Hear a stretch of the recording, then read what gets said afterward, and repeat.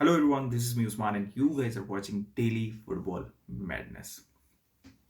Finalisma 2022, Argentina second time winners of Finalisma. It was Italy versus Argentina और Argentina ना बहुत convincingly ये game जीता। और मैच से पहले जब हम प्री मैच कर रहे थे, लाइव कर रहे थे, और मैंने मतलब पीपल वर सेइंग कि Italy is a very good team which they are very well organise team and they play as a unit. लेकिन मैंने अर्जेंटीना के बारे में एक बात की थी, क्योंकि मैं बहुत अरसे से, आपको पता है कि मैं स्पेन और अर्जेंटीना को इंटरनेशनली सपोर्ट करता हूँ, और मैं बहुत अरसे से अर्जेंटीना को खेलते हुए देख रहा हूँ। मैंने आपको ये बात कही थी कि I used to be very desperate, right, before 2019, 2 साल से पहले तक, इवन 2014 के अंदर it was not a unit, right. It मतलब रिलाय करते थे इंडिविजुअल्स पे, मेसी पे रिलाय करते थे, डी मारिया पे, माशरानो पे, दो तीन प्लेयर्स के ऊपर रिलाय करते थे, and that was the story until last 2 years.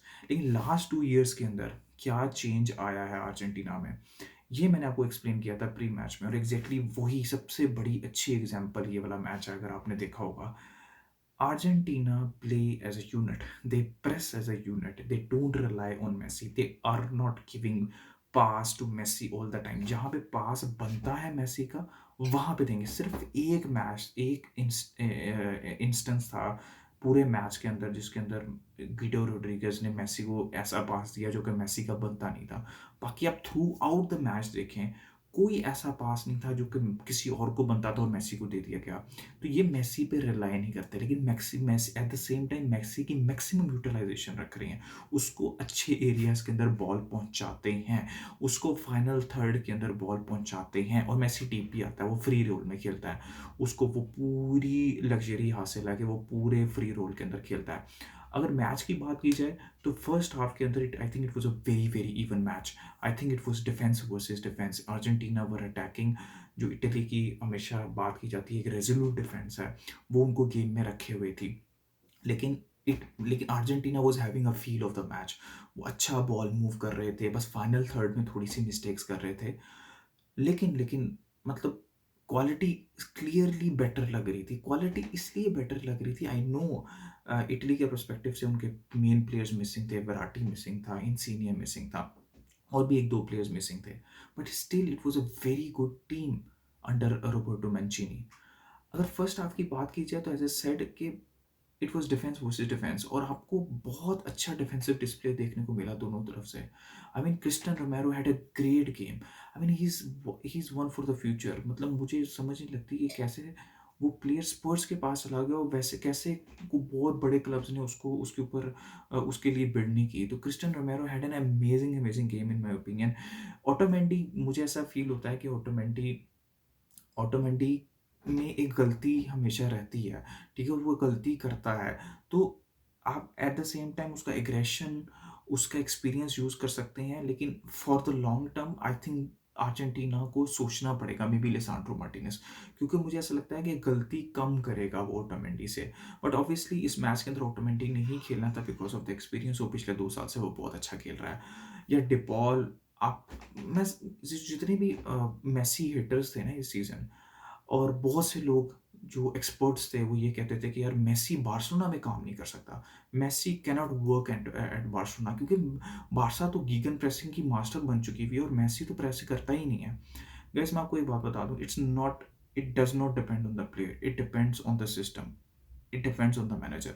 जब सारे प्रेस कर रहे होते हैं ना, जब सारे एनर्जी शो कर रहे होते हैं, जब सारे क्वालिटी शो करने की कोशिश करते हैं, तब मेसी जैसा प्लेयर, तब रोनाल्डो जैसा प्लेयर जिन्होंने जिंदगी में सब कुछ अचीव कर लिया है, तो वो भी प्रेस करते हैं, वो भी पूरी एफर्ट देते हैं। आप इस गेम को देखें, और इस गेम को देखने के बाद भी अगर कोई बंदा या कोई एक्सपर्ट ये कहता है कि मेसी जो है वो गीगन प्रेसिंग सिस्टम या प्रेसिंग सिस्टम में फिट नहीं हो सकता बार्सिलोना में या किसी और टीम में, या मेसी जो है वो प्रेस नहीं कर सकता, तो आप ये गेम देखें तो आपको पता लगेगा कि जब सारी टीम प्रेस कर रही थी, तो मेसी आई थिंक सबसे ज़्यादा बॉल रिकवरीज मेसी थी। एक पॉइंट पे जॉर्जिनियो से उसने बॉल विन की है close to their own box, और उसके बाद उसने सारे वो एंड तक जॉर्जिनियो ने वो सेव किया था, वो पूरा अपने हाफ से लेकर दूसरे के हाफ से लेकर अपने हाफ से लेकर दूसरे के हाफ तक लेकर किया, और जॉर्जिनियो ने सेव किया। मेरे ख्याल में पहला जो गोल हुआ था वो भी मेसी ने क्रिएट किया। मेसी स्कोर नहीं कर सका, लेकिन अगर आपको देखना है कि मेसी क्या कर सकता है इस एज के अंदर भी, तो आप ये मैच देखें। He can do wonders in the right system still. ठीक है, पहला गोल मेसी ने पूरा बनाया, मार्टिनेस ने उसको अच्छा फिनिश किया। दूसरा गोल अगेन मार्टिनेस का क्या बेहतरीन बॉल था, और यार उस गोल के अंदर मार्टिनेस ने बोनुcci को टर्न ओवर किया, बोनुcci को मतलब स्ट्रेंथ शो की बोनुcci के against. That was amazing for Martinez. और Di Maria as always big game player for Argentina, हमेशा फाइनल्स में स्कोर करता है, तो इस बार कैसे उसने स्कोर नहीं करना था। Brilliant finish from Di Maria. Second half आता है, you expect better from Italy, लेकिन सेकेंड हाफ में तो एक गोल निकला, वो भी एंड पे डिबाला का, वो भी मेसी का असिस्ट था। लेकिन सेकेंड हाफ में अर्जेंटीना ने दुनिया को बताया कि we are a force to reckon. आप हमको सीरियस लो वर्ल्ड कप के लिए। और आई सी दम इन द सेमीफाइनल्स। उसकी सबसे बड़ी रीज़न ये है कि डिफेंस। इटली ने यूरो जीता because they were very well organise, structurally tactically they were very well organise. Argentina पिछले 2 साल से अच्छा कर रही है, कोपा अमेरिका जीता, they can be one of the favourites for the world cup. उसकी रीज़न सिंपल सी है कि they are very well organise. जब ऑर्गेनाइजेशन से, अच्छी डिफेंसिव स्ट्रक्चर से बड़े टूर्नामेंट जीते जाते हैं। अर्जेंटीना हमेशा से गोल स्कोर करती थी, पहले भी करती थी, लेकिन वो गोल इजीली कंसीड कर देती थी। अब सबसे अच्छी चीज़ अर्जेंटीना का मज़ा देखने का ये आता है कि कोई एक प्लेयर स्टिल नहीं खड़ा, सारे प्लेयर एक स्ट्रक्चर के अंदर खेल रहे हैं, एक ऑर्गेनाइजेशन के अंदर खेल रहे हैं, सारे एक साथ प्रेस करते हैं। मैंने इंटरनेशनली अभी तक जितने भी पिछले 2-3 साल में, अर्जेंटीना के बाद इटली आती है, अर्जेंटीना सबसे अच्छा और ऑर्गेनाइजेशन के साथ प्रेस करती है, सबसे अच्छा ऑर्गेनाइजेशन के साथ वो डिफेंस करती है। तो जब ये सब चीज़ें आपको देखने को मिलती हैं, तो तब आप थोड़ा-सा कॉन्फिडेंस के साथ, that's why I was so much confident going to the match. जब मैं प्री मैच में डिस्कस कर रहा था कि why I think that this Argentina can defeat Italy and why this Argentina can do. अभी मैंने ये बात कही थी कि क्यों ये अब ही टाइम है अर्जेंटीना के पास टू डू वंडर्स, बिकॉज़ इससे बेहतर टीम मैंने पिछले 15 साल में, जब से मैंने फुटबॉल खेलना शुरू किया है, देखना शुरू किया है और फुटबॉल अर्जेंटीना को सपोर्ट करना शुरू किया, इससे बेहतरीन और वेल ऑर्गेनाइज्ड टीम मैंने अर्जेंटीना की नहीं देखी। And at the end of the day, another trophy for Messi.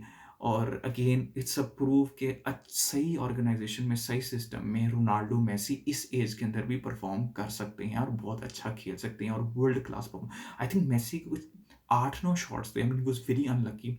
डोनोरुमा had a very good game और he was very unlucky that उसने स्कोर नहीं किया, बट 2 असिस्ट थे and I think he was the best player on the pitch. I think सबकी performances बेहतरीन थी। Again a trophy for Argentina, trophy for Messi, और I am really happy for Messi. और क्या कहूँ, आप अपना ओपिनियन दें कमेंट सेक्शन में, आपको कैसा लगा ये मैच। और लाइक करें, सब्सक्राइब करें, शेयर करें। Keep enjoying football. Until next time, it's a good bye from me.